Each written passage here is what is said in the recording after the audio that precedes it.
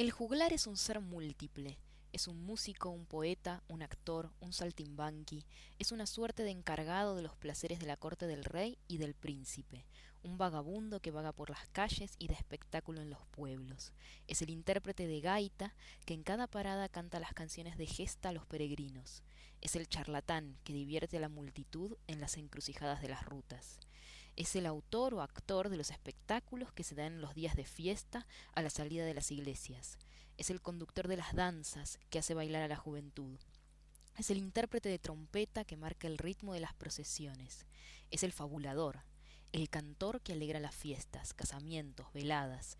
Es el caballerizo que tira de los caballos, el acróbata que danza sobre las manos, que hace juegos de cuchillos, que atraviesa los cercos de las carreras, que traga fuego, que hace contorsionismo. El saltimbanqui sobornador e imitador.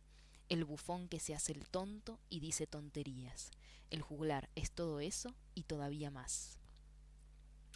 Bueno, muy buenos días, buenas tardes o buenas noches a todos, dependiendo del momento en el que estén escuchando este audio, como siempre, en el que voy a hablar un poco del último tema de la unidad uno de nuestra materia, Historia del Teatro 2, que es la comedia del arte.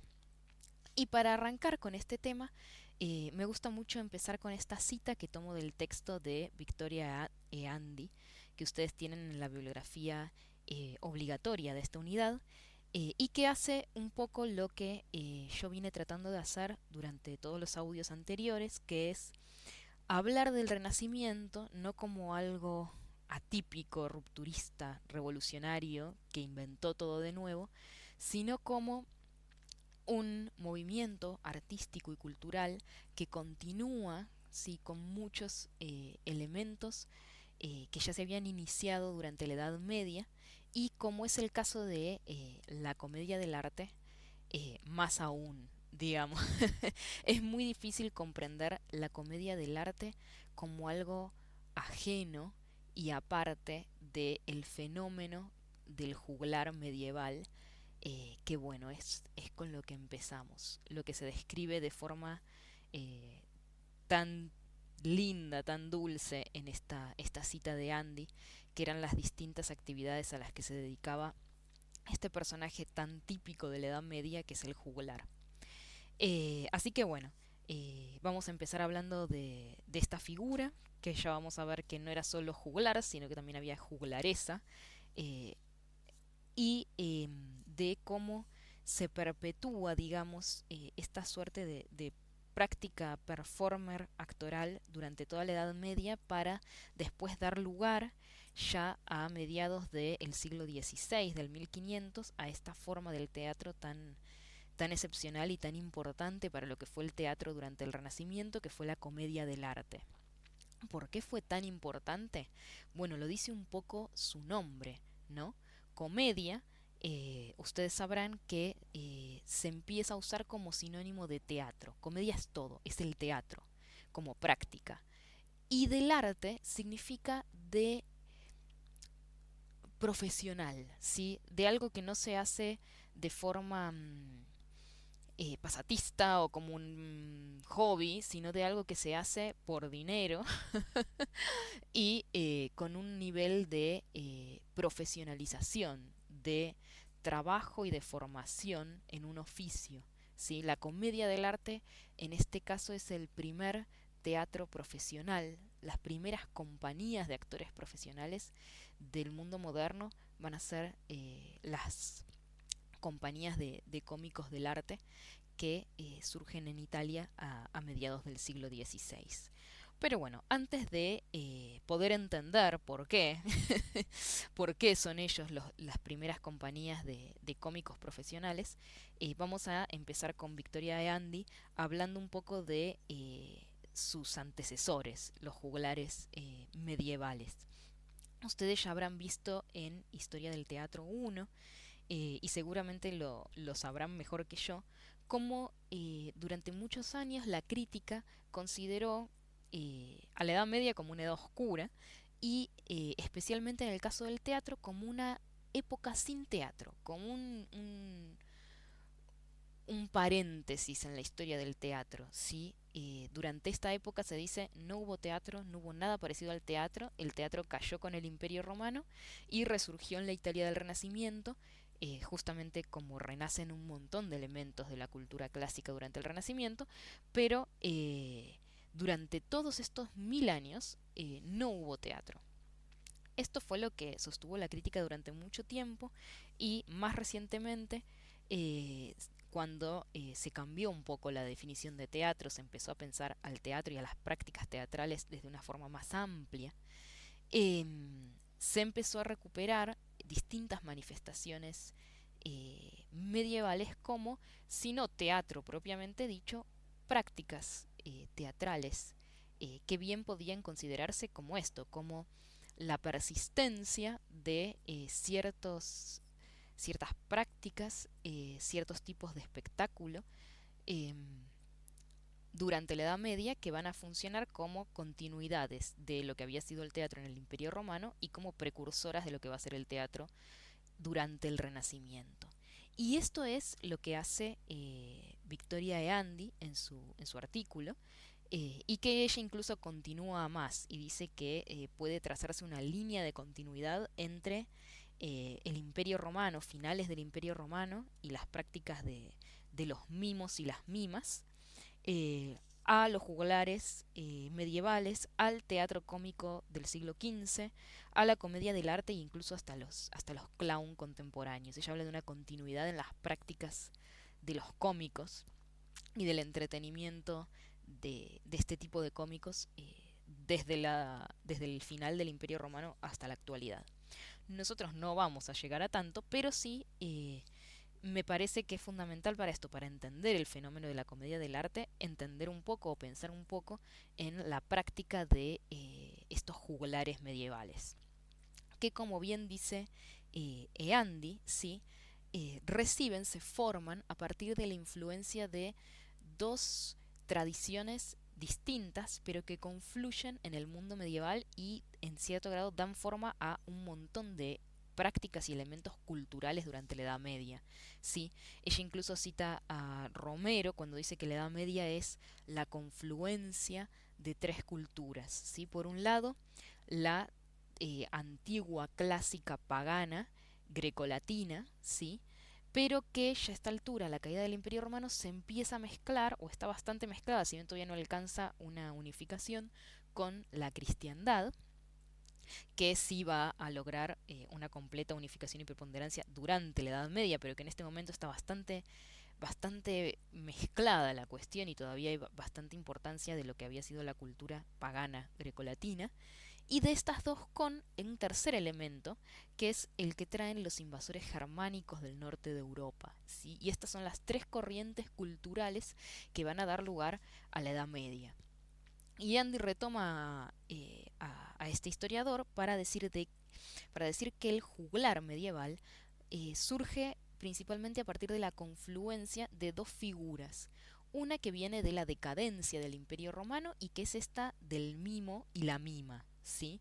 Ustedes esto lo habrán visto en Historia 1, como al final del Imperio Romano se pierde bastante el teatro como una práctica de representación de un texto escrito previamente y que ganan terreno, sobre todo en los edificios teatrales, los edificios destinados a las prácticas teatrales, la figura del mimo, que es un improvisador.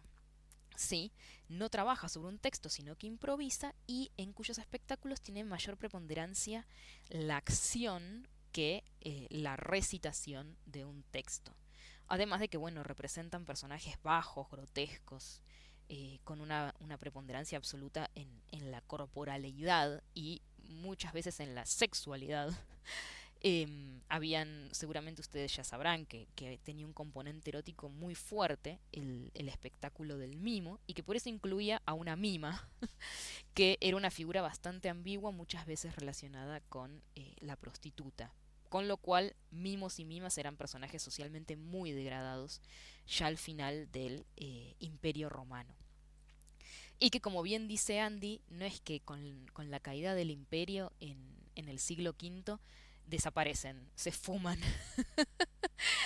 dejan de existir, se cierran los teatros, los mimos continúan siendo seres de un estrato social muy bajo y muy marginales, pero no desaparecen, y lo que hacen es fusionar sus prácticas con las de un personaje típico de la cultura germánica que en estos momentos invade los territorios del antiguo imperio y por lo tanto toma bastante preponderancia, que es el scop o el escaldo, que es como un bardo. De hecho no es como, es un bardo.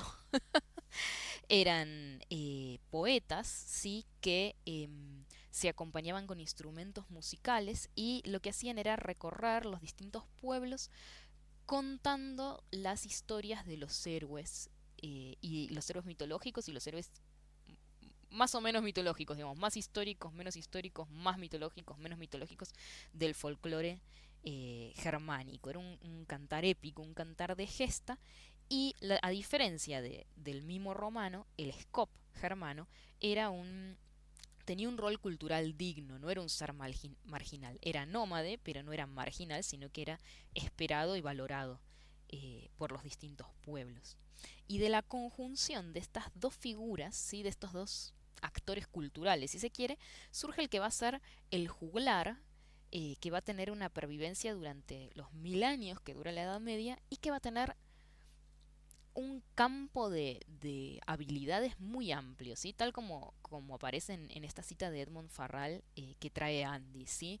El juglar toca instrumentos y recita poesía y es el portador de la oralidad y del folclore oral de la Edad Media, ¿sí? Canta sus cantares de gesta, compone poemas épicos, se acompaña con instrumentos, canta, pero también sabe caminar con las manos, hacer espectáculos acrobáticos, malabares.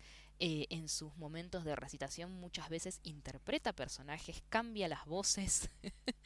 Es un actor total, si se quiere, tiene un montón de habilidades, eh, más bien intuitivas, digamos, no es que tiene una formación como van a tener los cómicos del arte durante el Renacimiento, que realmente tenían una formación muy cuidada y muy estricta, sí, en su arte, sino que va a ser más intuitivo, más artesanal, pero sí va a ganar distintas, o sea, va a ganar ay, no me sale la palabra. De hecho, me sale la palabra en inglés, pero no la voy a decir en inglés. Tiene muchas habilidades, es muy bueno en muchas habilidades diversas, ¿sí? Que le van a servir para ganar la atención de su público y su forma de vida. Bien, durante la Edad Media va a haber principalmente dos tipos de teatro o dos tipos de teatralidad, ¿sí? Porque si bien no acordamos en que no hubo ningún tipo de prácticas teatrales durante la Edad Media, lo que es real es que no hubo teatros. No hubo teatros porque ya eran muy mal vistos al final del Imperio Romano y los cristianos, ¿sí? Sobre todo la iglesia cristiana, toma el toma la posta de los últimos romanos en su odio al teatro y los van a prohibir, los van a cerrar y los van a destruir, ¿sí? Los edificios que se usaban para el teatro durante el Imperio Romano van a ser destruidos o vaciados y se van a usar para otra cosa, pero el teatro en sí va a estar prohibido. Lo que sí van a ver va a ser dos tipos distintos de prácticas teatrales.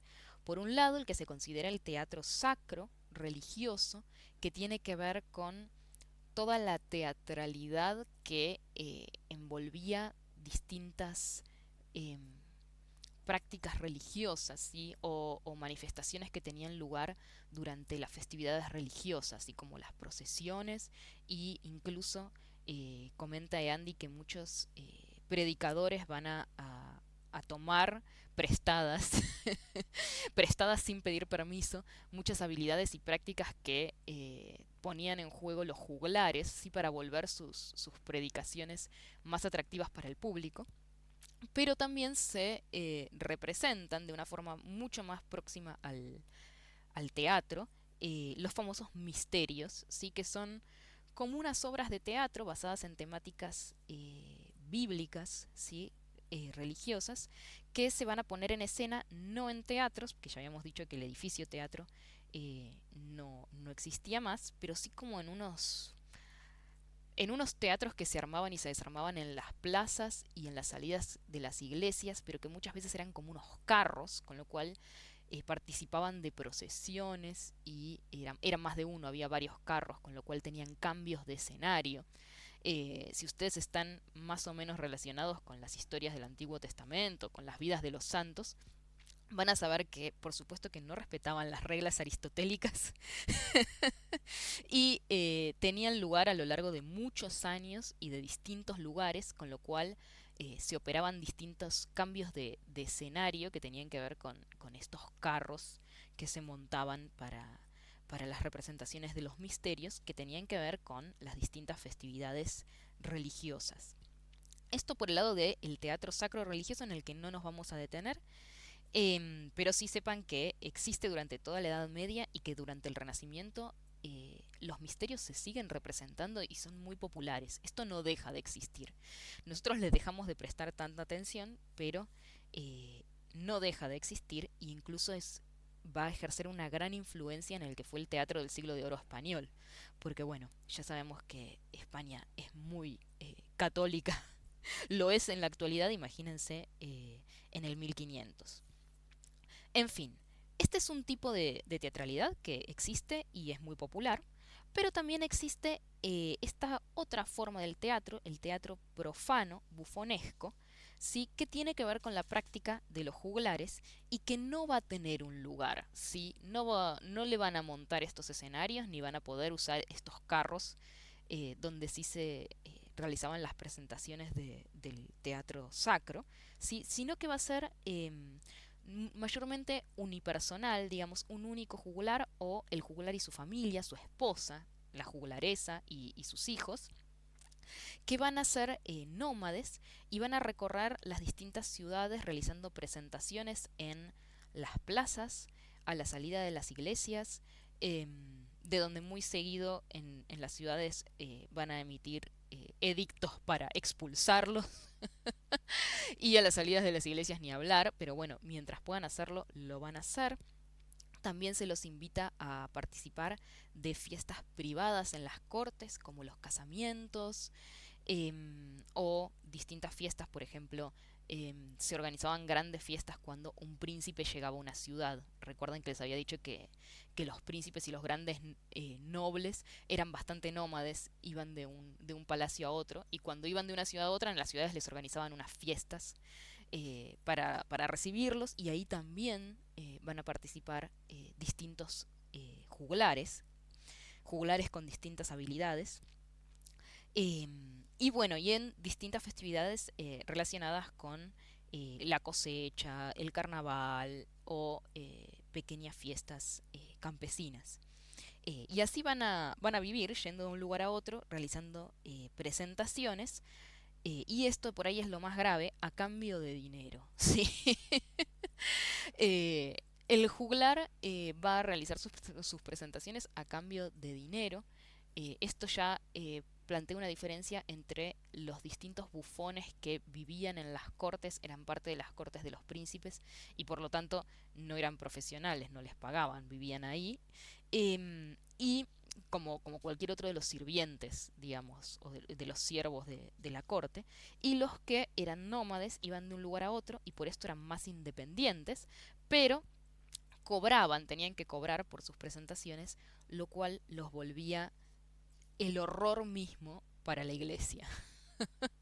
¿Por qué los volvía el horror mismo? Porque van a ser gente que trabaja con su cuerpo a cambio de dinero. Es decir, muy próximos a las prostitutas, que son el otro ser nómade, marginal, desplazado y horroroso de la sociedad medieval.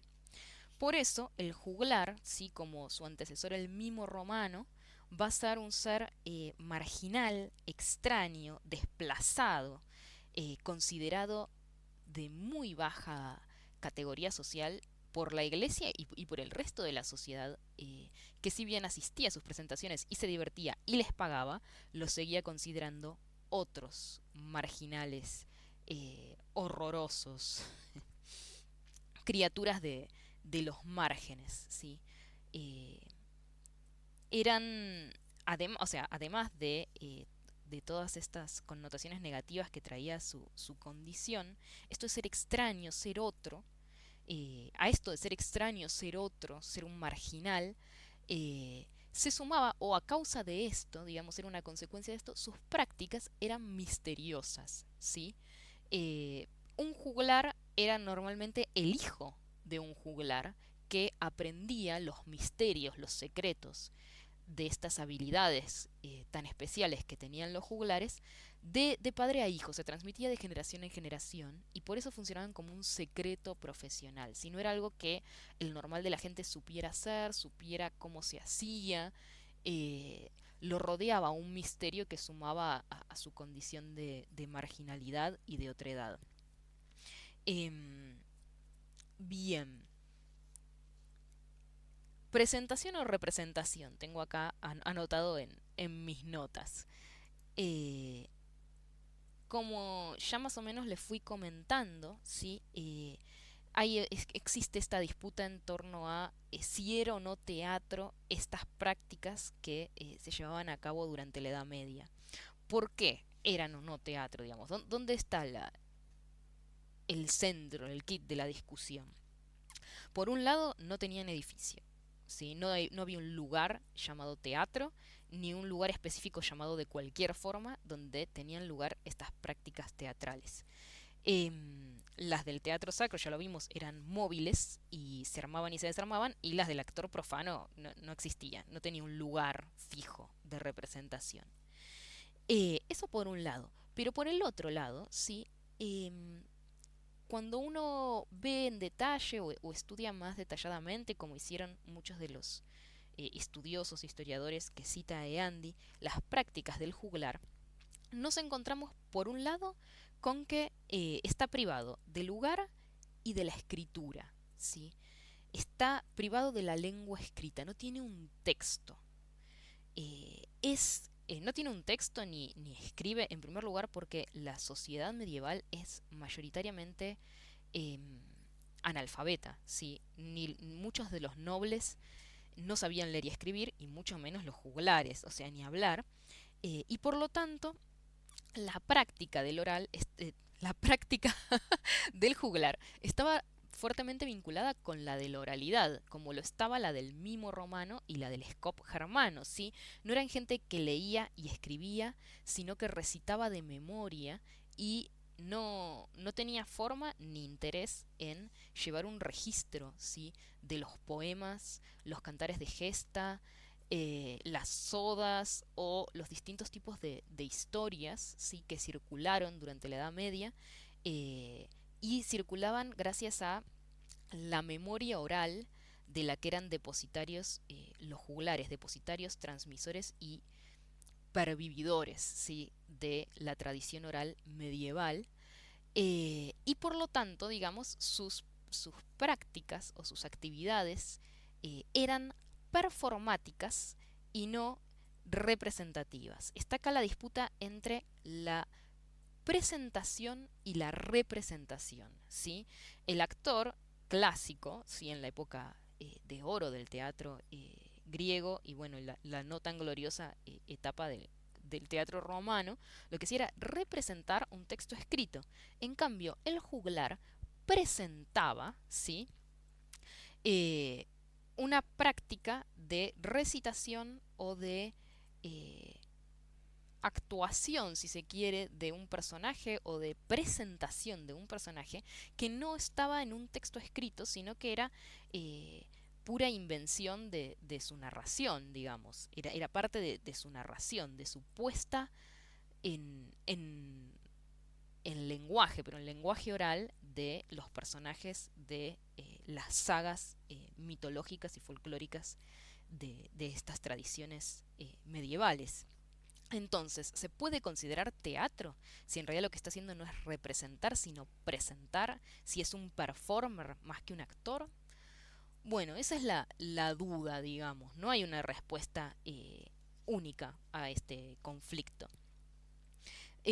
Sin embargo, digamos, sí compartían muchas habilidades y muchas prácticas que tienen que ver con la actuación, ¿sí?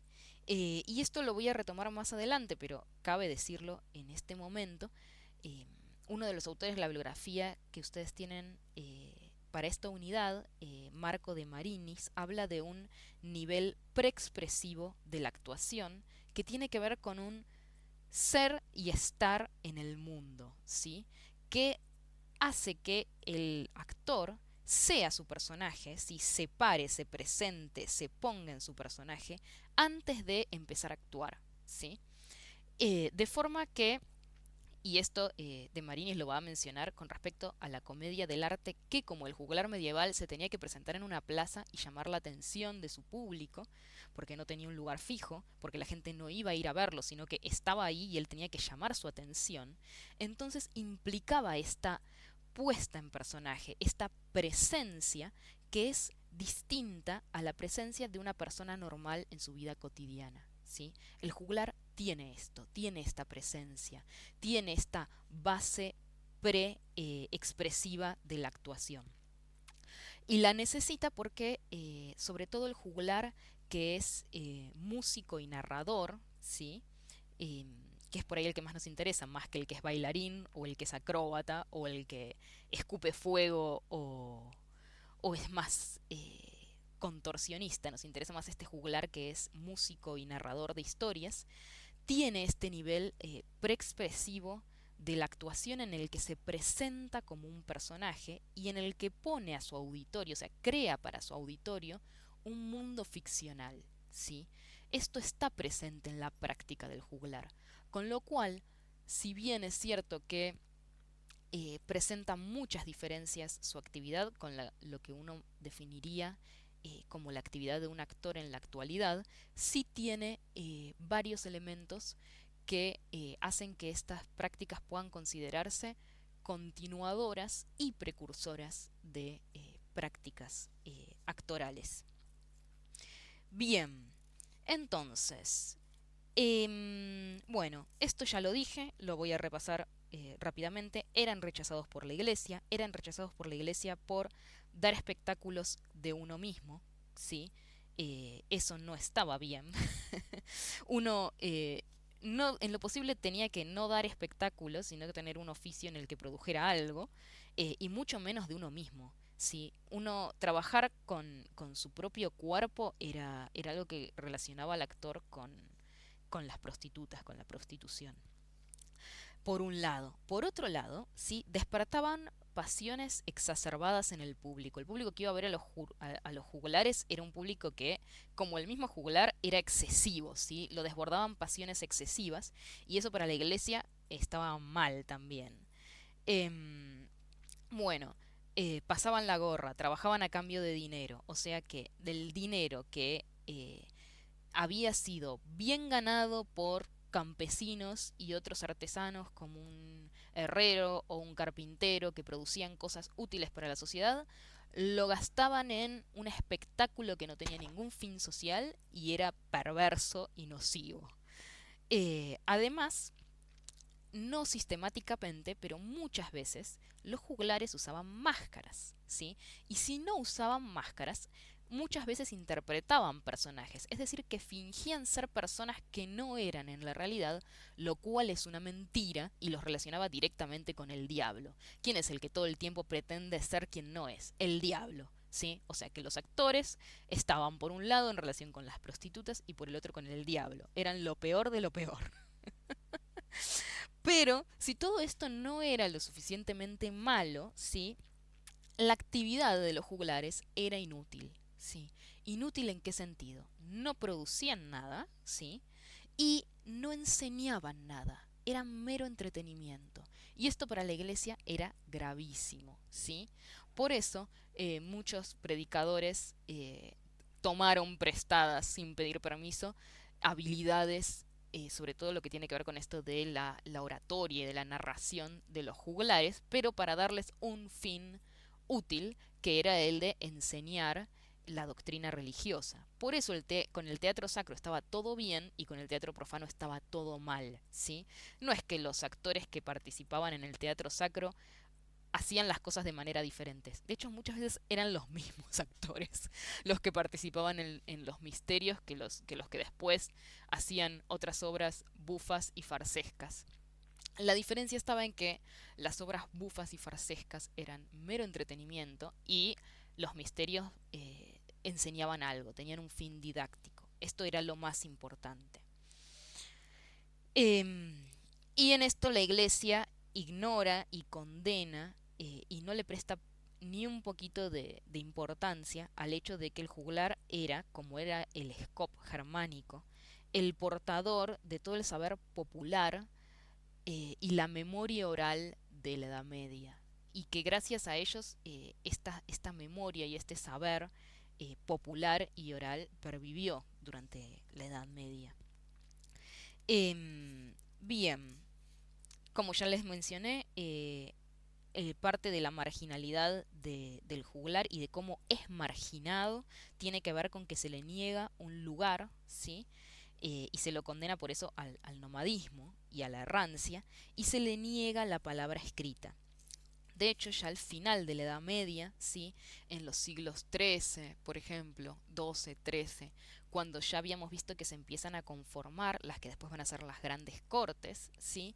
Aparecen en estas cortes una forma del juglar, un tipo de juglar que está mejor posicionado socialmente y que tiene acceso a la palabra escrita. Cuando el juglar aprende a escribir y empieza a escribir sus poemas y sus cantares de gesta, deja de ser el juglar típico y pasa a ser el trovador, ¿sí? De hecho, hay un montón de registros a lo largo de la Alta Edad Media de estos trovadores quejándose de tener que compartir nombre con los impíos juglares de feria. Piensen que, esto ya se los había comentado, no me acuerdo en cuál de las clases anteriores, que la sociedad medieval era una sociedad, sobre todo la sociedad bajo medieval, era una sociedad atada a la tierra. ¿Sí? El poder de los señores feudales estaba en la tierra y los campesinos estaban atados a la tierra, no se podían ir de ahí. Vivían y trabajaban, digamos, la misma tierra que sus padres, sus abuelos, sus bisabuelos y así hasta el inicio de lo que podían recordar, digamos. Y el juglar no. El juglar no estaba atado a ninguna tierra, era errante, era nómade y por esto era extraño. ¿M? Y era un marginal. Era un marginal como era un marginal el peregrino medieval, solo que el peregrino era una figura religiosa, ¿sí? Una figura sacra. El peregrino abandonaba la tierra y era nómade y erraba, ¿sí? Porque lo que estaba haciendo era autocastigarse con esta errancia, con este no tener un lugar fijo, con este estar en movimiento, para lograr expurgar sus pecados y obtener el perdón. Si los peregrinos iban de un lugar al otro buscando la sanación del cuerpo y buscando la sanación del alma. El juglar era errante, es decir, estaba en este lugar de marginalidad, de no estar en el mundo, sino que estar en un lugar entremedio, no para sanarse, sino por una razón puramente profana. Y algo que comenta Andy, si bien no lo desarrolla, pero a mí me parece como muy interesante, es que si el peregrino está como en este lugar entre medio, entre mundos, pero relacionado con lo religioso, con lo sacro, el juglar está en este entremundo, ¿sí? En este entremedio, en este mundo aparte, y lleva consigo, digamos, este mundo aparte que es el mundo del carnaval, ¿sí? El de la fiesta. Ustedes saben que durante la Edad Media estaba este momento del año en el que se instauraba un mundo del revés, ¿sí? El carnaval era una fiesta en la que se coronaba rey a un bufón y todas las reglas que funcionaban durante todo el resto de los días del año, durante esta época, se cambiaban, se trastocaban, no existían. El mundo se daba vuelta, era un mundo del revés. Y el juglar llevaba a donde iba este mundo del revés, ¿sí? Llevaba como este espíritu de la fiesta a donde fuera que estuviera. Em, Esto lo vamos a ver más en detalle cuando veamos el tema de la comedia del arte que recupera este mundo del revés, ¿sí? el mundo ficcional de la comedia del arte es un mundo del revés, un mundo sin reglas, o donde no funcionan las reglas morales que sí funcionan por fuera de ese mundo ficcional. Bueno, por otro lado, además, a partir del siglo XIII aparecen las juglarezas en las cortes, que tienen que ver con esto de que, bueno, el juglar iba de acá para allá y llevaba de acá para allá a su familia, con lo cual muchas veces su esposa y sus hijas participaban del espectáculo y pasaron a ser juglarezas, que primero, por supuesto que fueron, si ser juglar era malo, ser juglaresa era peor, porque era ser juglar y ser mujer, dos cosas que estaban terriblemente mal para la iglesia, pero que de a poco fueron ganando su lugar en la corte y de hecho hubo algunas muy famosas y muy eh, que ganaron los corazones de los príncipes durante la Edad Media. No así una condición social más favorecida, pero sí, como vamos a ver, esto también pasa con las cómicas del arte, eran mujeres espectaculares, o sea, en el sentido de que despertaban la admiración de su público, pero era una admiración para bien y para mal. Eran admiradas por lo bien que cantaban, lo bien que tocaban instrumentos, lo graciosas que eran, pero al mismo tiempo despertaban cierto horror, el horror de lo extraño, de lo anómalo. ¿M? Combinaban estas dos cosas. Y el espectáculo, esta presentación, esta cuestión performática, que era el espectáculo que presentaban los juglares durante la Edad Media, tenía ciertas características, si bien ya vimos que eran muy variados, digamos, y que los juglares desempeñaban un montón de habilidades totalmente distintas. No era lo mismo el que hacía malabares que el que actuaba, tocaba instrumentos o cantaba. Pero tenían como ciertas características más o menos preponderantes que eran, por ejemplo, la extrema pobreza de medios, ¿sí? El juglar tenía lo que podía llevar con él, ¿sí? Con lo cual, no mucho más que un telón pintado, que montar de alguna forma en los lugares donde se presentaba. Tenía como regla general una extrema convencionalidad, ¿sí?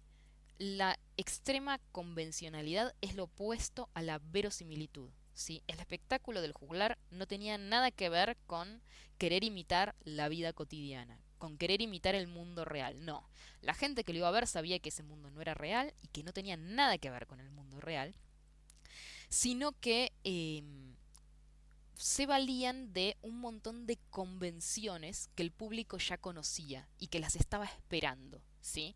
El espectáculo del juglar, más que eh, un espectáculo pensado, orquestado para que tenga algún tipo de continuidad, ¿sí? Eran más bien un montón de partes puestas juntas, una tras de la otra, y que el público las conocía y las estaba esperando, ¿sí? Estaba esperando un cantante de gesta con un intermedio en el que se tocaran instrumentos, ¿sí? Y se cantara y se bailara.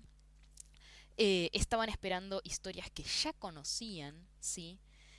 Con salidas que ya conocían. A esto nos referimos con convencional, ¿sí?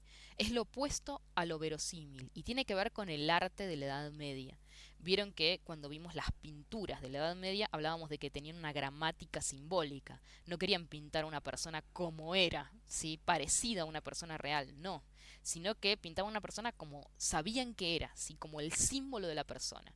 Lo mismo se aplica a los espectáculos de los juglares, ¿sí? No querían hacer una representación de una obra que se pareciera a ningún momento de la vida cotidiana, sino que era un espectáculo muy conocido con partes estructuradas de forma que el público las conociera, las esperara y muchas veces tenían este valor simbólico más que real. Y en el que esperaban en el que se desarrollaba una relación muy estrecha con el público.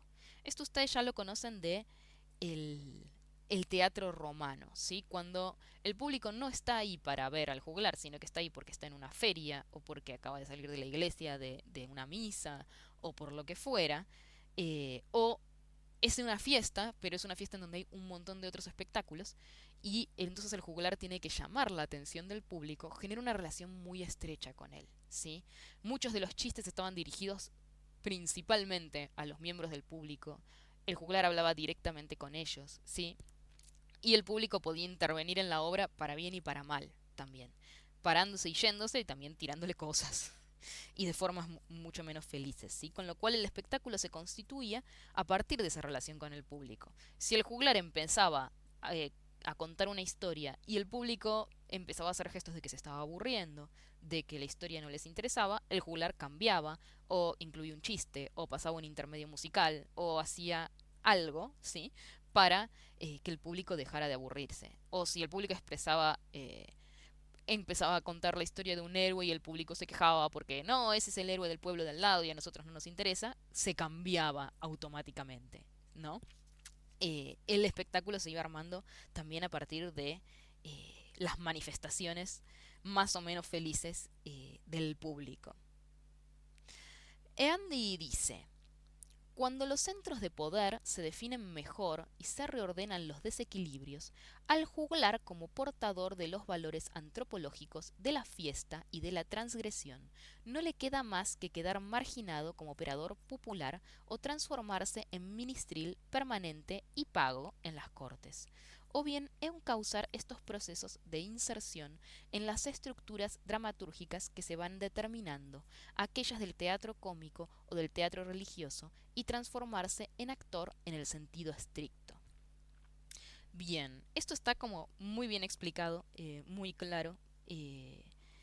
Por eso me gusta esta cita, ¿sí? Yo ya les había comentado cómo al final de la Edad Media lo que había sido centros de poder pequeños y diseminados a lo largo del territorio se van a ir unificando, centralizando, definiendo mejor, ¿sí?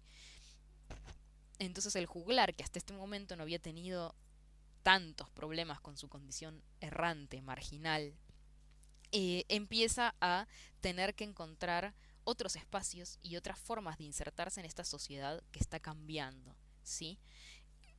¿Cuáles son las formas que encuentra de insertarse en esta sociedad?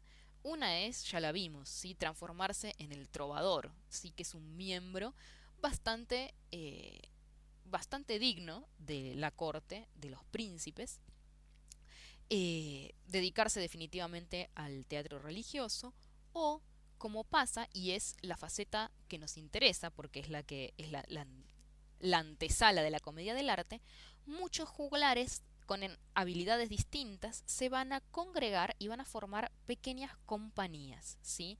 Porque solos o solos con sus familias, digamos, eran muy vulnerables y eran muy vulnerables en un momento en el que había cada vez mayor centralización del poder, lo cual significaba que eh, antes si llegaban a un lugar donde el señor feudal de este lugar era muy religioso y pensaba que lo que hacían los juglares era una porquería, se iban al siguiente, ¿sí? Con el poder más centralizado, esto se vuelve más difícil, ¿sí? No es tan fácil decir, bueno, si a este señor no le gusta, me voy al de al lado. El de al lado era mucho más lejos, era más difícil de llegar. Había varias ciudades que estaban bajo la égida de un mismo poder. Un poder centralizado tiene mayores recursos para echar a los juglares de las plazas, ¿sí? Entonces, para ser menos vulnerables, los juglares se organizan en pequeñas compañías, ¿sí? De juglares profesionales, ¿sí? Y estas van a ser las primeras, la antesala de las compañías profesionales de la comedia del arte. Bien, entonces, la comedia del arte surge durante el siglo XVI, el 1500, pero específicamente se considera así como el momento fundacional, un año muy específico, que ya les digo exactamente cuál fue, 1545. En 1545 porque pervivió un acta, o sea, un papel, un contrato de formación de una de las grandes compañías de cómicos del arte.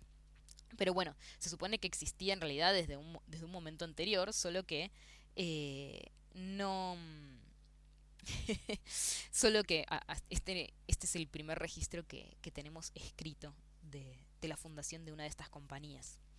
Bien, sobre todo en Venecia y en Roma, es decir, grandes e influentes ciudades-estado italianas, donde estaba teniendo lugar el pleno auge del Renacimiento. Después sí se va a expandir por el resto de Italia y de ahí a Francia y de ahí al resto de Europa. Sí, pero bueno, surge en Italia, sobre todo en Venecia y Roma, durante el siglo, sobre todo a mediados del siglo XVI.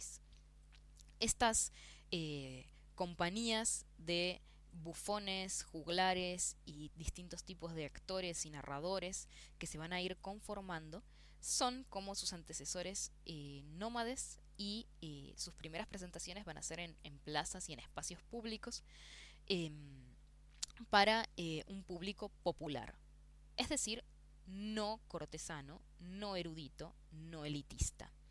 Esto lo voy a recalcar porque me lo preguntaron bastante durante las consultas. ¿Sí? ¿Cuál es la diferencia entre la comedia erudita y la comedia del arte? ¿Sí? Las dos son italianas, las dos surgen durante el Renacimiento. La diferencia es que una es, como lo dice su nombre, erudita, elitista, y la otra es popular. La comedia erudita, como ya lo vimos, surge sobre todo de la intención de los humanistas de reinstaurar o revivir o hacer renacer el teatro clásico romano y va a tener como principales características el ser una obra escrita, ¿sí? Después la actuaban, pero en primer lugar la escribían realizando una traducción de Plauto o de Terencio, o era una obra más o menos original, pero respetando los modelos clásicos, y después era interpretada por compañías de actores no profesionales, y muchas veces las obras se escribían en los contextos de las universidades, digamos, de las academias humanistas, y la actuaban los mismos estudiantes, y la obra la escribía el profesor o la escribía un estudiante avanzado y sus compañeros la interpretaban. ¿Mm? Y las presentaciones de estas obras tenían lugar en ámbitos cortesanos. Por ejemplo, la mandrágora se presenta en la boda de Lorenzino, ¿sí? En la boda del príncipe de Florencia, o en otros eventos así de alcurnia, para un público reducido, ¿sí? Y de una categoría social alta. De hecho, los primeros teatros, esos bellísimos teatros que vimos en, en las clases anteriores, eran muy pequeñitos, ¿sí? No eran teatros donde pudiera entrar un gran número de personas, porque no interesaba que entrara un gran número de personas. Era para el príncipe y su corte, ¿sí? Era para los eruditos de la universidad y invitaban al príncipe y su corte, ¿sí? Pero no para el populacho, para la gente del pueblo.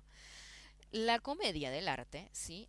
En cambio, surge, ¿sí? De estas compañías de cómicos ambulantes, errantes, marginales que se organizan y que dan espectáculos para el pueblo, en las plazas, a las salidas de las iglesias, ¿sí?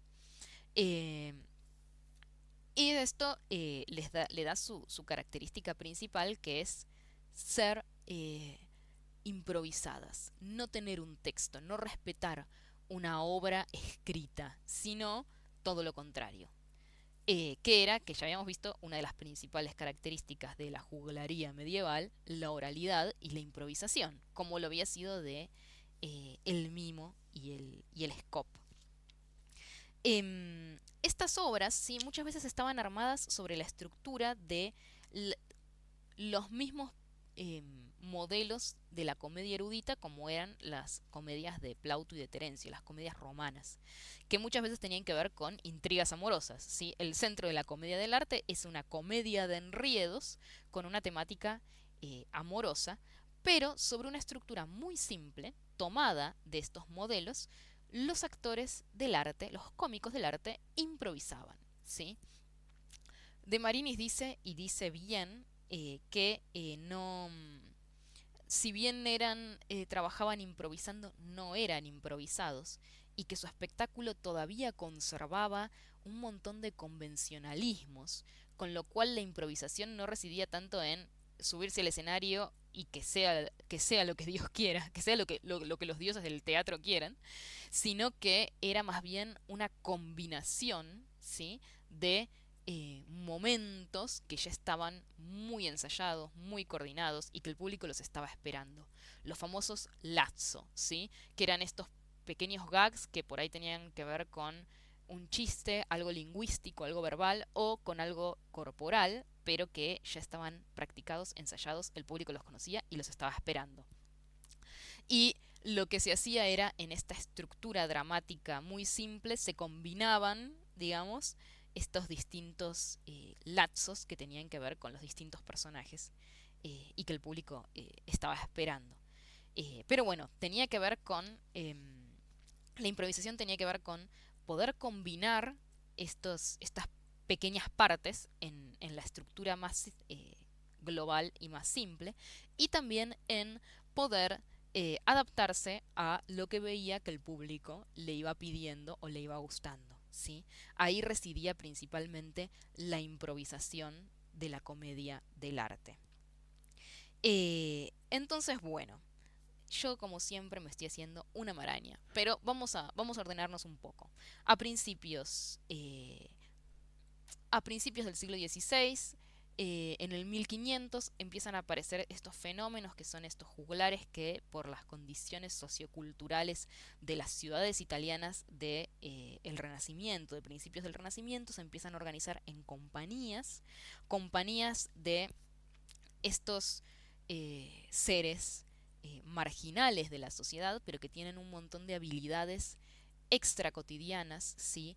Que aprendieron o que se mantuvieron, su aprendizaje se mantuvo de generación en generación y sobre todo en el ámbito familiar, se van a organizar en compañías más grandes que van a hacer presentaciones de estas pequeñas obras en un principio improvisadas sobre una estructura simple en los ámbitos de las plazas y de los espacios públicos y que van a recuperar las máscaras del carnaval, ¿sí? Em, Me interesa pensar en esta continuidad o reflexionar un poco acerca de esta continuidad del mundo del carnaval, del mundo del revés del carnaval en la comedia del arte, ¿sí? Como una de sus principales influencias o sí, no sabría decir si influencias, pero sí como el ámbito en el que se empiezan a realizar estas pequeñas obras, en el que actúan estas compañías, está relacionado con el carnaval, con la festividad, con este mundo del revés, con las máscaras que tapan el rostro. Si tapan el rostro, si ocultan la identidad del actor, el actor es más libre de decir lo que piensa. Era parte de los elementos propios del carnaval, este momento de festividad, de liberación, de por una vez en el año cambiar las reglas, que no hubiera reglas. Y todo esto está en el nacimiento y en la esencia de la comedia del arte. Bakhtin en su texto sobre la cultura popular de la Edad Media dice: el grotesco degenera al perder sus lazos reales con la cultura popular de la plaza pública y al convertirse en una pura tradición literaria. Se produce una cierta formalización de las imágenes grotescas carnavalescas, lo que permite a diferentes tendencias utilizarlas con fines diversos. Pero esta formulación no es únicamente exterior. La riqueza de la forma grotesca y carnavalesca, su vigor artístico y heurístico, generalizador, subsiste en todos los acontecimientos importantes de la época, siglos XVII y XVIII, en la comedia del arte, que conserva su relación en el carnaval de donde proviene y en las comedias de Molière. Bakhtin no está hablando del inicio de la comedia del arte, sino está hablando de el auge y la decadencia, los siglos XVII y XVIII, de un momento de gran formalización de la mayoría de las formas artísticas y que sobre todo en Francia tiene como eje el clasicismo francés, ni más ni menos, que estiliza el grotesco, lo toma como un elemento más y esto, dice Bakhtin, hace que se pierda la esencia del grotesco medieval, ¿sí? De esta cosa que fascina y espanta, que estaba en el juglar por su condición de marginal, de otro, de secreto, y está en el carnaval porque es este momento otro y extraño en donde dejan de aplicarse las reglas que sirven para el mundo normal, y esto está en la comedia del arte, forma parte. Em, yo no me acuerdo si de Marinis o Burgos, creo que de Marinis, habla de cómo ya en el siglo XVI sí se encuentran eh, diseminados los distintos elementos que componen la comedia del arte, y de cómo, sobre todo, sí, en un principio, estas compañías de bufones que improvisan, sí, y que toman las máscaras del carnaval, van a ser, por un lado, todos hombres. En un principio no participaban las mujeres. Van a ser espectáculos bufos, grotescos y ordinarios, con un montón de humor escatológico y de momentos así, con lenguaje burdo y malas palabras y chistes de mal gusto, ¿sí?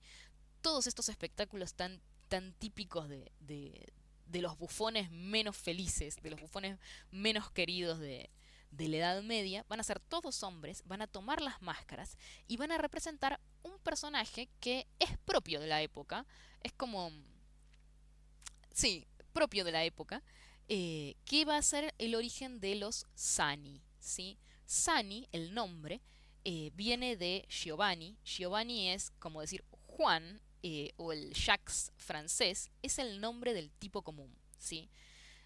Los sanis van a ser tipos comunes. Yo les había comentado cómo durante este periodo, digamos, del final de la Edad Media, de principios del Renacimiento, van a haber grandes corrientes migratorias de la gente del campo a las ciudades, que llegan básicamente porque en el campo se mueren de hambre, ¿sí?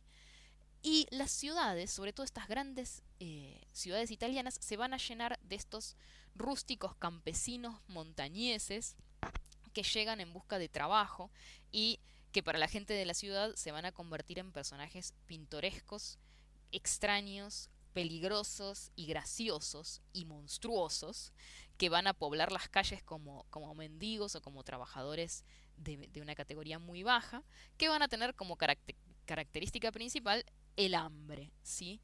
Y estas primeras compañías de bufones que improvisaban toman para reírse, digamos, las máscaras del carnaval para reírse de este personaje, ¿sí? Las primeras máscaras van a ser deformes, feas, van a tener verrugas y ser de personas monstruosas, ¿sí? Porque van a representar a estos eh, rústicos campesinos montañeses muertos de hambre que llegaron a la ciudad buscando una mejor forma de vida. Y todas las historias van a ser improvisaciones súper bufas y vulgares que tienen estos personajes como protagonistas. Y que la gente de las ciudades que iba a las plazas, a las ferias, se va a divertir mucho viendo, ¿sí? Em, pero después van a ir evolucionando y se van a volver más complejas. Se van a volver más complejas adoptando otros personajes, aparte de los sanis, ¿sí? De eh, estos campesinos burdos.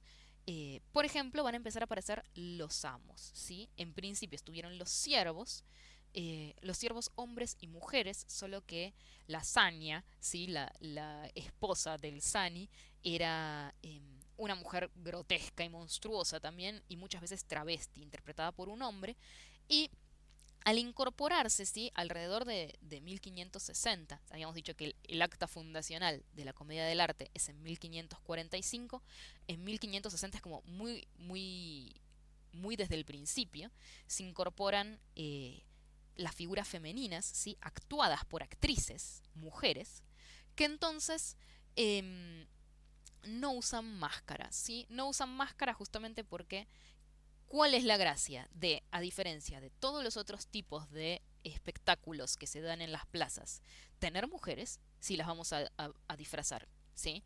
No, hay que marcar la diferencia entre el travesti y la chica real. Y por eso la actriz no usa máscara. Y entonces al personaje de Lasagna, así de esta mujer deforme y monstruosa, que muchas, o sea, que mayoritariamente le interpretaba un hombre transvestido, aparece esta sierva también, pero que es joven, linda, inteligente, ¿sí? Y que después se va a transformar en la Colombina. Tenemos al Sani, ¿sí? El ciervo muerto de hambre, y a la Colombina, que es la sierva, pero que es ingeniosa, linda, eh, que va a tener las facultades de enredar y desenredar las tramas, y no solo ser víctima de ellas. Y también van a aparecer eh, los señores. Ya teníamos a los siervos, vamos a tener a los señores, ¿sí? Que van a ser estos estas burlas grotescas también de tipos propios de las ciudades italianas del momento, como Pantalone y el Dottore, ¿sí? Pantalone es veneciano, ¿sí? Y es el viejo rico y avaro que va a estar enamorado de la muchacha joven, ¿sí? Y cuyo principal objetivo va a ser seducir a la muchacha joven. Y el principal objetivo de los Sani, de los siervos de este señor viejo y avaro, va a ser impedírselo.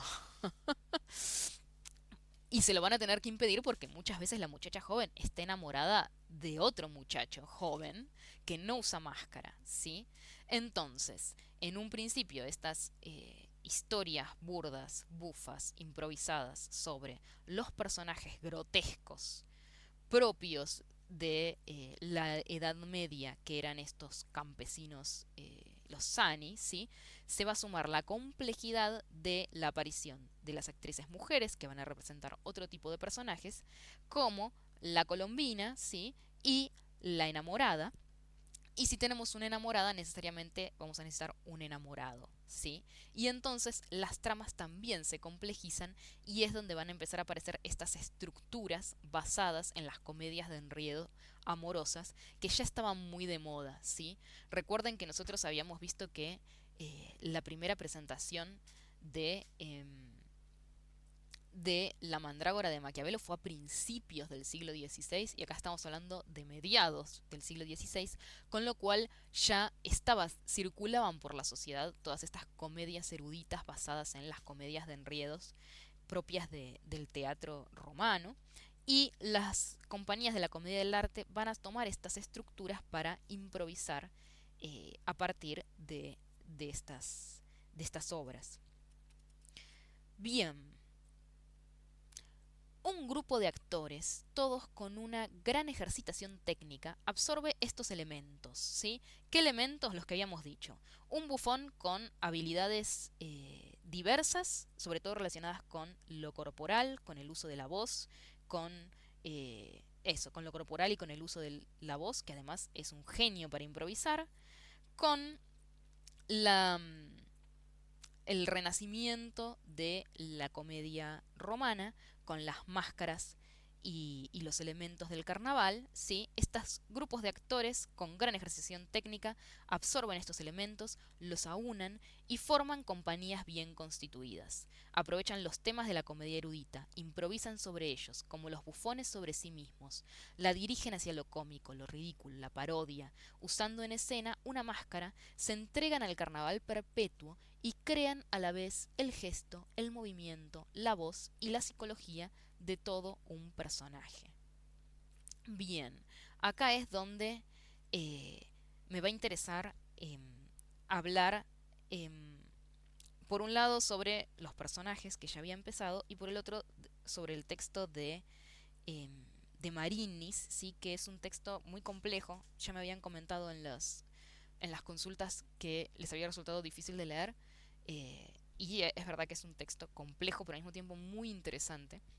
Muy interesante porque lo que quiere lograr de Marinis es lograr una caracterización, una definición de algo que es muy difícil de recuperar porque no hay registros, no hay documentos, que es la forma de actuación de los cómicos del arte durante el Renacimiento italiano, ¿sí? ¿Por qué?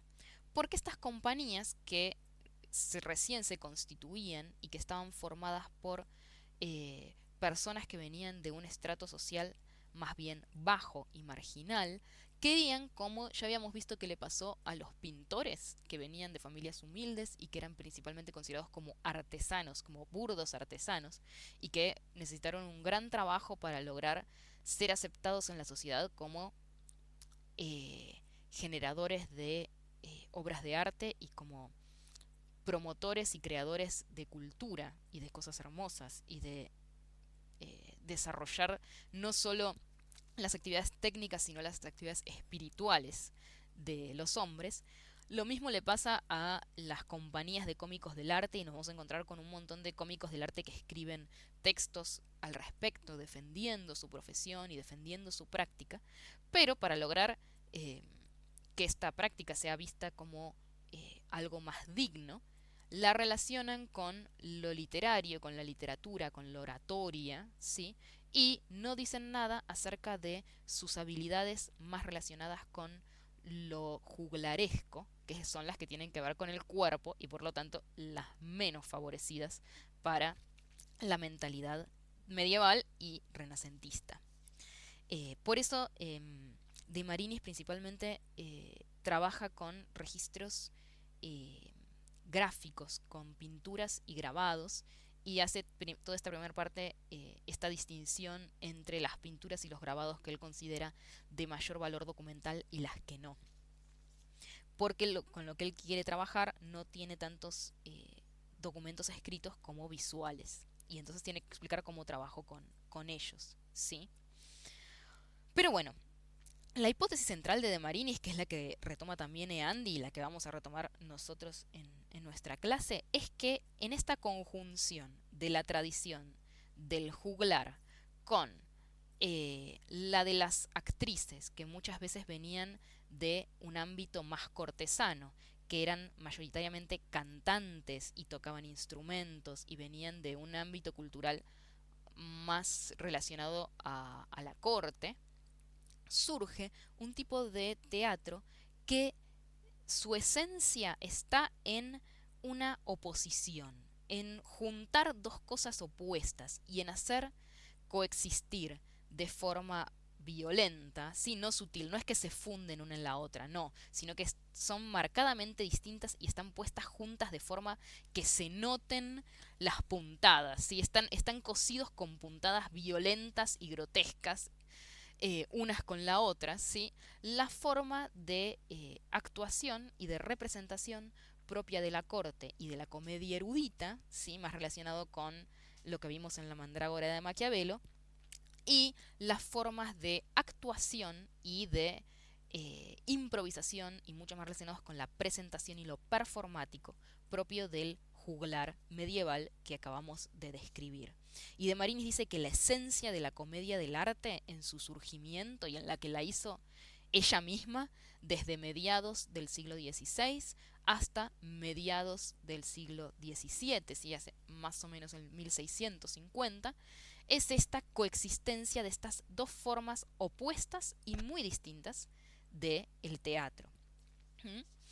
Y que nosotros ya vimos cómo surge, ¿sí? Como de un inicio muy relacionado con lo juglaresco, se le suman, ¿sí? Estas estructuras dramáticas provenientes de la comedia erudita, ¿sí? De la comedia erudita contemporánea y de la comedia romana, y estas actrices y sus enamorados, ¿sí? Que vienen con ellas, que tienen una forma de actuación y de representación vinculadas con este ámbito cortesano y completamente distintas a las prácticas juglarescas. Por eso va a decir De Marinis y va a decir Eandi con él, la comedia del arte se funda en las oposiciones y en una técnica antitética interactoral. Tenemos, por un lado, los personajes burdos, juglarescos, bufonescos, grotescos, que usan máscaras. Y por el otro, los personajes que no usan máscara y que por lo tanto son, si se quiere, más realistas, más sutiles, más elegantes. Tenemos por un lado a los señores, por el otro a los siervos. Por un lado a los padres, por el otro a los hijos. Por un lado a los jóvenes, por el otro a los ancianos. ¿Sí? Y a estas oposiciones se le suman el uso de los dialectos. Eh, Como ya les dije, les comenté, Pantalone viene de Venecia, ¿sí? Arlequín es bergamasco. Eh, el dottore es boloñés. Los distintos personajes con sus máscaras o sin sus máscaras, ¿sí? La cara desnuda es como una máscara realista. De hecho, muchas veces se pintaba con harina para hacerla más abstracta. Em, Tienen su propia procedencia y su propia forma de hablar, su dialecto, porque en esta época, recordemos, cada ciudad italiana tenía su propio dialecto que era muy distinto a las otras ciudades y lo que hacía muy difícil entenderse. ¿Sí? Esto es todavía es así en la actualidad, que tienen una lengua general, que es el italiano, en esta época que no existía una unidad política, no existía Italia. Imagínense que era mucho peor, lo que da lugar a que muchas veces las tramas de enriedos tengan este componente verbal, ¿sí? Los personajes se enriedan porque ni siquiera se pueden entender entre sí, hablan de forma completamente distinta, y esto le suma a los enriedos y le suma a la actuación, que se vuelve mucho más corporal y enfática, justamente porque los personajes no se entienden porque hablan cosas distintas. Bien, entonces habíamos dicho que la comedia del arte, la esencia, la sustancia de la comedia del arte reside en esta técnica antitética interactoral. Tenemos dos tipos de formas de actuar que coexisten en la misma obra, ¿sí? Que podemos resumir en los personajes con máscaras y sin máscaras, o los enamorados contra las máscaras, si se quiere, ¿sí? Eh, y esta forma de actuar distinta tiene componentes más meditados, más lógicos, más entrenados y tiene estas, lo que yo ya les había comentado cuando hablábamos del juglar, esta base preexpresiva, ¿sí? Que habíamos dicho que no era una forma de actuar propiamente porque era algo que empezaba antes que la actuación, antes de que los actores se pongan a interpretar su papel, antes de que digan nada, ¿sí? Ya estaban en personaje, ¿sí? Porque estas bases preexpresivas tenían que ver con una presencia, una postura, una forma de ser y estar en el mundo, ¿no? Y esto era distinto también, ¿sí? La base preexpresiva de los personajes con máscaras era completamente distinta de la base preexpresiva de los personajes sin máscaras, de los enamorados y muchas veces de la Colombina también. Em, Eran totalmente distintas, ¿sí? Por un lado tenemos la forma eh, enérgica, el lenguaje enérgico de los personajes con máscaras y por otro lado el lenguaje sutil y elegante de los personajes de los enamorados o los personajes sin máscaras, ¿sí? El de los personajes con máscaras, va a decir de Marinis, tiene que ver con la fuerza y la energía. Va a decir de Marinis es como una dilatación de la energía. Y lo que genera que estos personajes que son absolutamente grotescos eh, estén todo el tiempo parados de una forma desequilibrada o en un equilibrio precario, ¿sí? Eh, en posturas grotescas y antinaturales. Por ejemplo, decir de Marinis, con el cuerpo arqueado completamente hacia atrás mientras las piernas se proyectan hacia adelante. O con una parte del cuerpo arrugada, flexionada, comprimida y la otra estirada, ¿sí? Van a estar todo el tiempo creando este equilibrio desequilibrado o este equilibrio precario. Y incluso cuando no estén haciendo acrobacias, y los personajes de la comedia del arte, sobre todo por ejemplo Arlequín, van a estar haciendo acrobacias muchas veces, o cabriolas, vueltas carneros, saltos mortales, ¿sí? Ese tipo de cosas, incluso cuando no las estén haciendo, cuando estén simplemente parados ahí, estando, van a estar transmitiendo esta sensación de desequilibrio. Sus posturas nunca son naturales, siempre son antinaturales, grotescas, ¿sí? Y van a transmitir una idea de fuerza, de esfuerzo, de que en esta postura antinatural, ¿sí? Están poniendo mucha fuerza y mucha energía. En cambio, los personajes de em, los enamorados, los personajes sin máscaras, van a tener este lenguaje y esta base preexpresiva opuesta, grácil, elegante, sutil, ¿sí? No es que es más natural, no, es igual de antinatural que la de los personajes con máscaras, pero en vez de transmitir el esfuerzo y la energía, lo que transmiten es la falta de esfuerzo, como que sus posturas antinaturales, ¿sí? Que siempre se van a estar relacionando con la elevación, con lo sutil, con lo grácil, son personajes que siempre van a estar parados en puntas de pie, siempre van a estar con los brazos extendidos y con los dedos en posiciones de hacer una reverencia o de una danza como el ballet, ¿sí?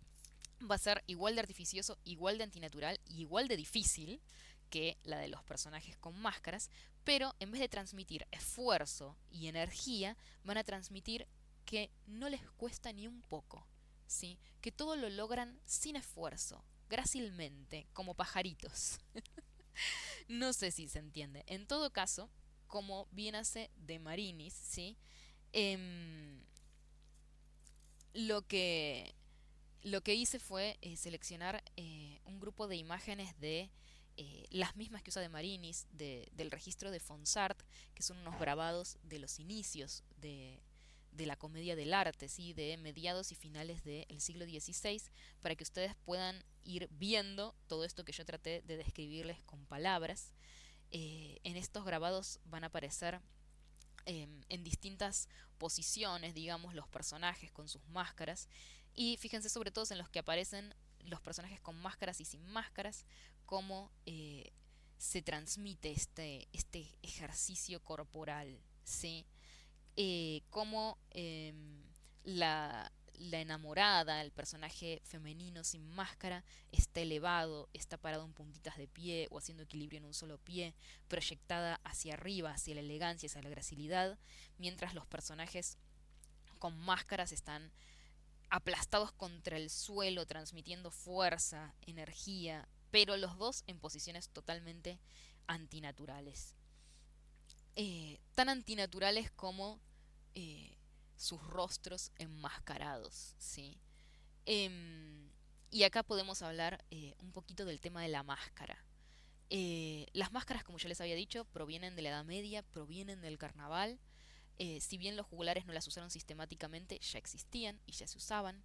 Y en el caso de la comedia del arte se van a usar para estilizar, fijar arquetipos de la sociedad. Cada máscara es un arquetipo, ¿sí? Un tipo fijo de la cultura urbana de las ciudades italianas, como yo ya les había hablado. Tenemos a los ciervos, ¿sí? En un principio eran todos iguales, grotescos. Después vamos a tener distintos tipos de ciervos. Vamos a tener a Brighella, que es el ciervo, el primer Sani, el ciervo inteligente, maquinador, que todo el tiempo está pensando en cómo sacar beneficios.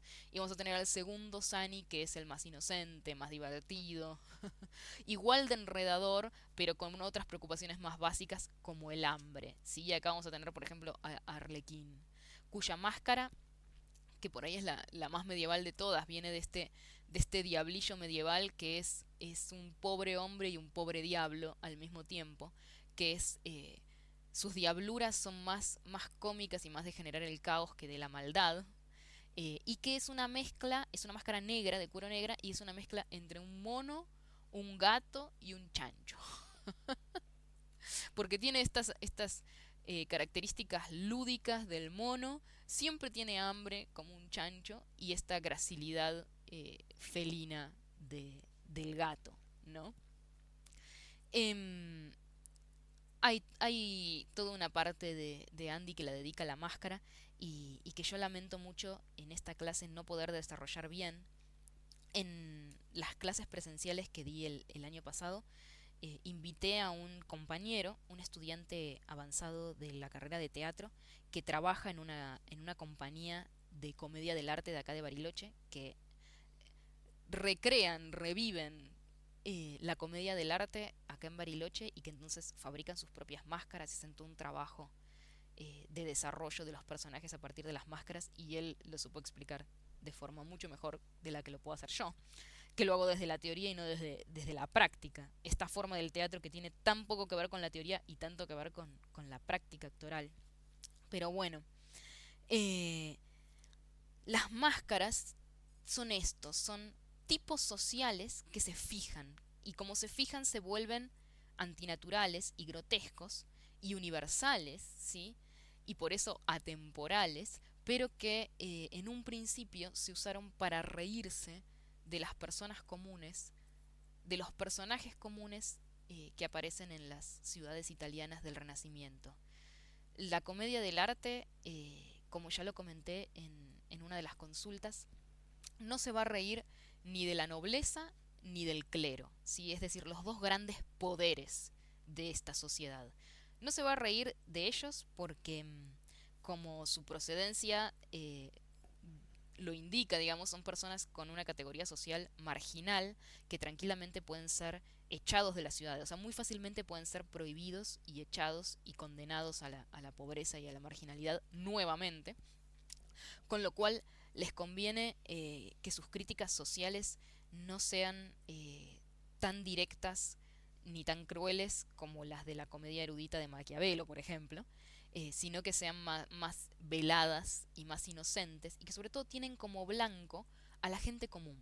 A la gente común porque es más difícil que la gente común los expulse de la ciudad y porque además eran su público, el público de las plazas que iba a reírse de sí mismos, ¿sí? Iban a reírse de ellos mismos y de sus vecinos, porque en las ciudades estado italianas estaba lleno de viejos avaros, de doctores muy cultos que habían estudiado en la universidad, pero en realidad eran unos bobos como Mesernicias, de siervos, de campesinos recién llegados a la ciudad que eran pobres y muertos de hambre y eran apaleados por sus amos, pero que en el escenario de la comedia, como en los momentos del carnaval, tenían su oportunidad para apalear ellos mismos y engañar a sus propios amos y obtener beneficios. Y todas estas críticas sociales que tenían más que, o sea, la crítica social residía más que nada en este arquetipo, en la máscara que uno llevaba, se incluían o se articulaban dentro de una trama amorosa que divertía a todo el mundo y le gustaba a todo el mundo. Bien, como había pasado con el juglar medieval, los cómicos del arte representaban un único papel durante toda su vida. Llevaban solo una máscara. Y muchas veces esta máscara se heredaba de padres a hijos o de maestro a pupilo, ¿sí? Las compañías de cómicos del arte se habían constituido a partir de familias y continuaban siendo familias, con lo cual desde niños uno ya se familiarizaba con el oficio, aprendía las habilidades acrobáticas y el entrenamiento corporal y de la voz necesario para representar un papel que era aprendido y después heredado y representado durante toda la vida. Era en este caso este saber secreto y artesanal igual o parecido al que había sido el de los jugulares. De hecho, va a decir de Marinis y Andis se suma a las ideas de Marinis, sí que la crisis de la comedia del arte o la decadencia de la comedia del arte se relaciona muy profundamente con la pérdida de estos saberes orales y transmitidos de generación en generación de forma artesanal y sí, artesanal, oral, cuando se desplaza a las grandes figuras de la comedia del arte. Giorgio Steller, por su parte, declara que la máscara es un instrumento terrible, misterioso. Siempre me ha dado y continúa dándome un sentimiento de temor. Con la máscara estamos en el umbral de un misterio teatral cuyos demonios reaparecen con caras inmutables y estáticas, de los cuales están en las mismas raíces del teatro. Bien, Así entonces cerramos esta parte de breve meditación en torno a la máscara y vamos entonces a hablar de este proceso de crisis y decadencia de la comedia del arte que se relaciona muy profundamente con justamente con esto, con el saber tradicional de los cómicos del arte. ¿Qué pasa, no? La comedia del arte tiene un momento de oro a finales de el siglo XVI y hasta mediados del siglo XVII, del 1600. A partir del 1600 la comedia sale de Italia y llega a las cortes de Francia, donde tiene un éxito abrumador, y de ahí el resto de Europa, ¿sí? De hecho, vamos a ver a lo largo de las distintas unidades, ¿sí?, cómo eh, la influencia de la comedia del arte infiere en el teatro del siglo de oro español, en la comedia de Molière y en el teatro isabelino de William Shakespeare. ¿Sí? La comedia del arte abre camino ahí y es el disparador, el punto de quiebre para que se desarrollen nuevas formas del teatro. ¿Por qué? Es bastante simple. Los cómicos del arte tienen un éxito abrumador en Italia. Como son nómades como fueron nómades los juglares, y además todavía no hay teatros populares, sino que sus representaciones tienen lugar principalmente en espacios públicos, van de un lugar al otro, llegan a Francia. En Francia nunca habían visto nada ni remotamente parecido, les encanta, tiene un éxito abrumador que las formas teatrales propias del medioevo francés intentan imitar, pero no pueden imitar del todo porque es muy propia de Italia, entonces empiezan a generar un nuevo tipo de comedia francesa para competir con la comedia italiana. Y lo mismo pasa en España y lo mismo pasa en Inglaterra. Las compañías de teatro locales, para poder competir con el éxito abrumador que tiene esta forma del teatro, van a desarrollar formas propias y novedosas. Por eso es tan importante la comedia del arte en las formas del teatro que surgen a partir del Renacimiento. Pero bueno, esto no es, si bien es muy beneficioso para las compañías del arte en términos económicos, porque les empieza a ir muy bien, y en términos sociales, porque finalmente obtienen reconocimiento social. Si bien ser actor nunca fue algo que las familias nobles o las familias de burgueses adinerados quisieran para sus hijos, ni hablar.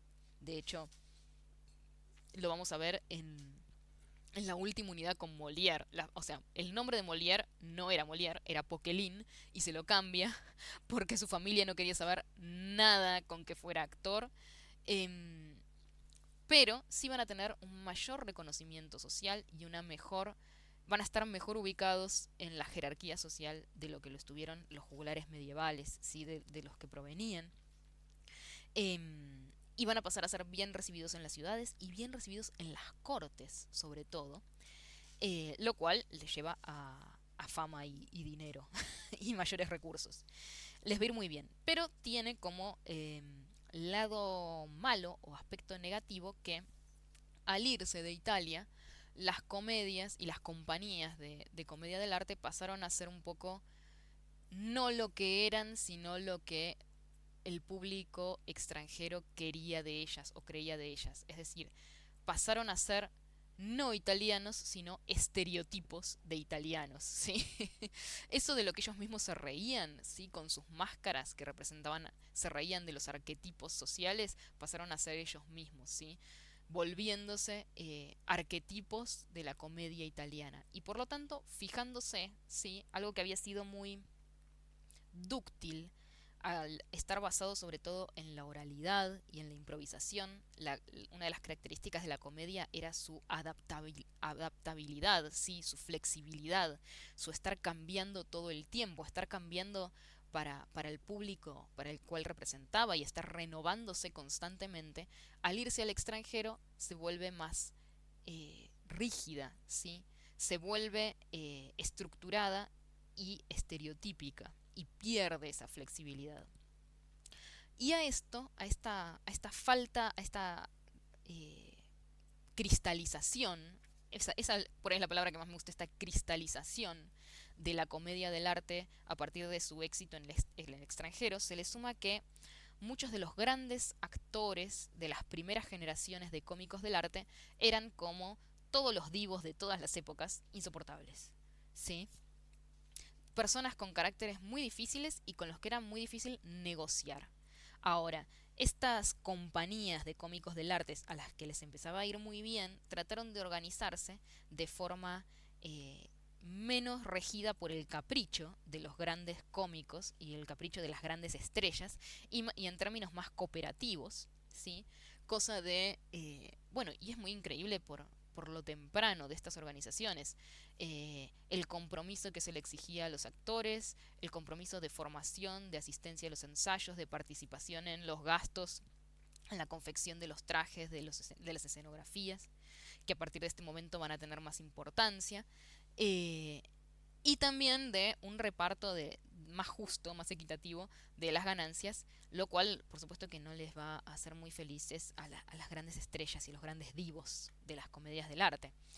Este conflicto de intereses, ¿sí?, va a generar que las compañías más famosas y mejor organizadas excluyan a los grandes cómicos de las generaciones anteriores, lo cual conlleva una pérdida de todo este conocimiento tradicional, popular y folclórico que pasaban de generación en generación justamente estos grandes cómicos, ¿sí?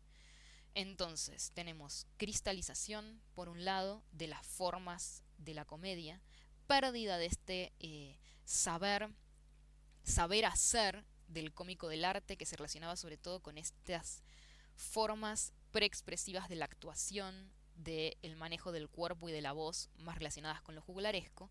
Y además, en Francia, en este momento, ya lo vamos a ver en la última unidad, pero en este momento se empieza a desarrollar el teatro clasicista, ¿sí? Por un lado. Además de otras sistematizaciones, de otras formas del arte como el ballet, la ópera, la comedia, la comedia ballet, que van a ser muy populares en la época, se empiezan a sistematizar y a volverse sumamente populares en los ámbitos cortesanos de esta época en Francia. Y la comedia del arte empieza a, justamente por esto de que se tiene que adaptar a su público, se empieza a adaptar a este refinado público francés, refinado y clasicista público francés, y entonces empieza a dejar de lado, eh, habíamos dicho que la comedia de la sustancia de la comedia del arte se basaba en esta lógica de oposiciones, en estas formas de actuar opuestas, y muy distintas entre sí, que combinaban lo burdo, fuertemente corporal de el juglar con la elegancia y la sutileza más propia de la actuación erudita, ¿sí? Bueno, con este fenómeno que de Marinis y Andy llaman el afrancesamiento de la comedia del arte, todas las formas eh, burdas, bajas, corporales, esta forma de actuación que tenía que ver con la dilatación de la energía y de este esfuerzo, esta fuerza puesta en una postura grotesca y antinatural propia de los personajes enmascarados, ¿sí? Se pierde y pasa a unificarse la forma de actuación a la forma de actuación elegante y grácil de los enamorados, que por otro lado también se transforma. Deja de ser un lenguaje corporal distinto, más relacionado con lo elevado, ¿sí? Y pasa a ser definitivamente, ay, ahora no me sale la palabra que usa de Marinis que me parece elocuente, mórbida. Pasa a ser mórbida, afectada, ¿sí? Toma un montón de elementos del ballet y del minuet, que son las formas de danza cortesanas de la época. Y todo eso, esto pasa al nivel de los enamorados y también al nivel de los personajes con máscaras, ¿sí? Por ahí el Arlequín que uno tiene más presente cuando piensa en Arlequín es el Arlequín de Goldoni, que tiene este lenguaje corporal grácil, elástico, acrobático, ¿sí? Muy relacionado con la acrobacia, el equilibrio, el estar en puntas de pie elevado, ¿sí? Y es el arlequín, el último arlequín, el arlequín de la decadencia de la comedia del arte, que ya no tiene esta forma de actuación enérgica propia de los principios del movimiento. La hipercodificación estereotipada del código elegante, caracterizada por la ligereza, reemplaza la rígida y pesada corporalidad de las posturas enérgicas, de las que emanan esfuerzo y tensión. Pese al desequilibrio, las acrobacias y las danzas carnavalescas, los movimientos de los actores tendían hacia abajo, a subrayar la relación del cuerpo con el suelo, su pesadez. Esta actitud corporal contrasta con la dirección hacia lo alto, hacia la elevación, al movimiento grácil y aéreo, como confirma el hecho de que jamás ambos pies se apoyan totalmente en el suelo en el segundo momento de la comedia del arte, dice Andy. Bueno, acá de nuevo les pongo unas bellas pinturas de, ya estamos en el siglo XVIII, ¿sí? En el 1700, que reproducen estos arlequines más gráciles y más elegantes. Estaría bueno que los comparen con las imágenes del Fonsart, del registro de Fonsart, que muestran estos arlequines más pesados, con este lenguaje mucho más enérgico. Ya para el siglo XVIII, la comedia del arte entra en decadencia y el golpe de gracia, ¿sí? El acta de defunción de la comedia del arte como tal, se lo da Carlo Goldoni, que en realidad lo que quería hacer era renovarla, perpetuarla, modernizarla, y lo que hace es darle su golpe de gracia cuando escribe las obras, ¿sí? Toma los personajes, pero escribe una obra, con lo cual le quita a los cómicos del arte una de sus características fundamentales, que es la de la improvisación. Se deja de improvisar y se pasa a representar, a ser auténticamente un actor que representa una obra, un texto, por un lado. Por otro lado, Goldoni le quita a los cómicos del arte sus máscaras. ¿Por qué? Y esto es lo más interesante, porque habla de cómo ya en este periodo comienza a aparecer o surge una concepción distinta de lo que es el teatro y de lo que busca el teatro, ¿sí? La comedia del arte, como heredera de las actuaciones performáticas del juglar medieval, no era un espejo puesto frente a la naturaleza, por citar a Hamlet de Shakespeare. Y si era un espejo deformante, ¿sí? Que mostraba una humanidad eh, mostraba una humanidad de títeres y máscaras, ¿sí? Donde lo que se veía eran los rasgos más exagerados de esa humanidad. Y no importaban realmente las razones de los personajes para ser como eran, porque no eran personas, eran tipos, eran arquetipos, ¿sí? Eran auténticamente máscaras. En cambio, Goldoni les quita las máscaras a los actores porque lo que quiere es personajes con un desarrollo psicológico, personajes que uno pueda entender, personajes que tengan motivos para hacer lo que hacen y ser como son, ¿sí? Y por eso les quita sus máscaras y les quita la improvisación y pasan a ser actores modernos de obras auténticamente modernas. Y bueno, y así termina, digamos, o es el fin de esta forma del teatro. Em, Nosotros vamos a ver cómo esta fue la actitud también de la mayoría de la mayoría de las nuevas formas teatrales que surgen a partir de la competencia con la comedia del arte. Es lo que pasa en Shakespeare, es lo que pasa en el siglo de oro español.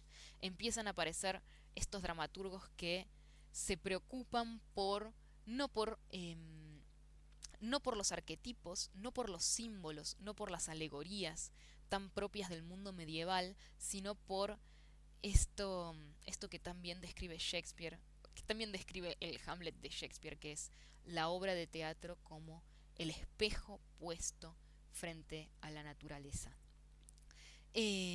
Bueno, así es, eso es todo lo que tenía para decir con respecto a la comedia.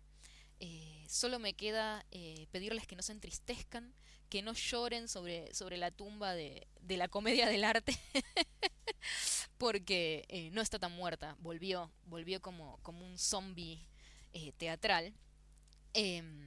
Por suerte, digamos, ya a finales del siglo XX hubo un montón de eh, investigadores de teatro y actores que se dedicaron a investigar sobre las bases preexpresivas, la antropología del teatro y a tratar de rescatar en todos estos documentos textuales y iconográficos cómo era la práctica, cómo eran las formas de actuación propias de esta forma del teatro, con sus raíces medievales carnavalescas, y lo revitalizaron bastante.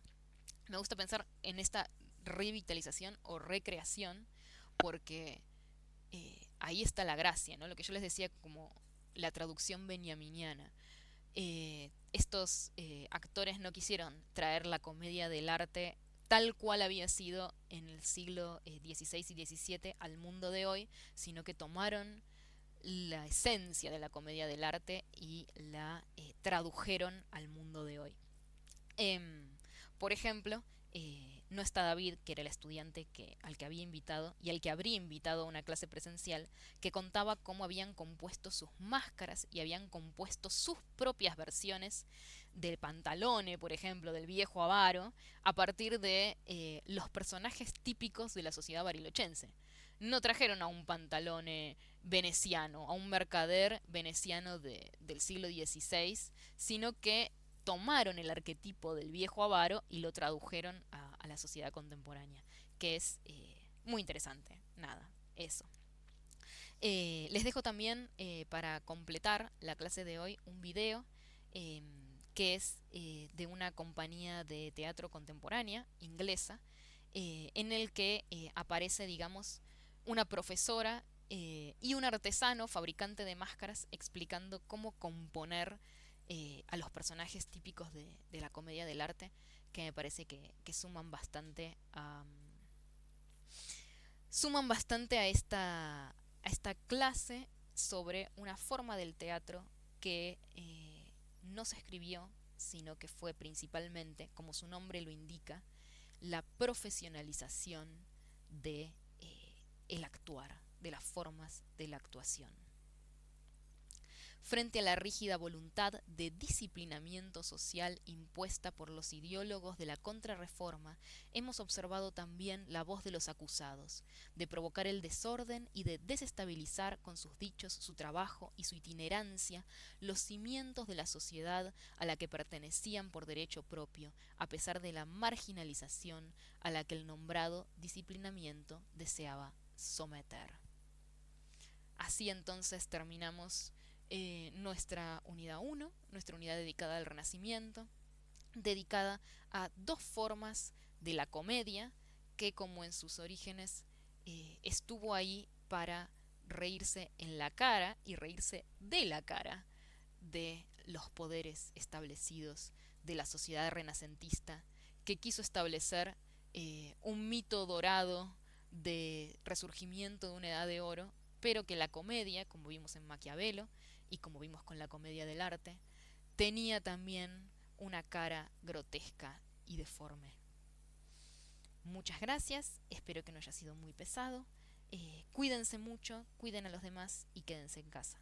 Saludos.